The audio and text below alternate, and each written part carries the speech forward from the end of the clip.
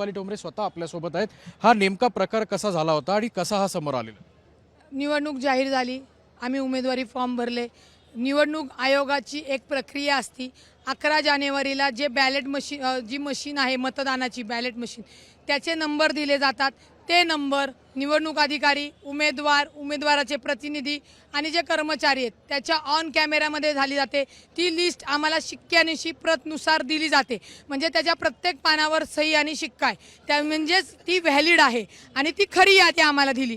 त्याच्यानंतर ती आत्ता मतमोजणीला आम्ही आल्यानंतर ती मशीन म्हणजे आमचे पोलिंग एजंट किती कार्यकर्ते खरे बघा की ती आणलेली मशीन आणि आम्ही ज्या याद्या त्यांच्याकडे दिल्या होत्या जी आम्हाला निवडणूक आयोगाने दिली होती ते मशीन मॅचच होत नव्हते। आता अहो त्यांना मी जे काही दिलं, मी शिकलेली आहे, मी त्यांना म्हणलं ठीक आहे तुम्ही निवडणूक प्रक्रिया सुरू करताय ना, आमचा आक्षेप तुम्ही घ्या, मला उद्या कोर्टात दाखवायला होईल ना, रिसिव्ह द्यायला नको, रिसिव्ह द्यायचं नाही। 4 पोरी बाया पाठवायच्या त्या पोलीस आम्हाला, त्या पोलिसांचं काय जातंय, तुमचा पगार थांबू का मग कळल, म्हणून मला वर चढावं लागलं। कॅमेरामन सुमित भोसलेसह अक्षय बडवे, साम टीव्ही न्यूज, पुणे।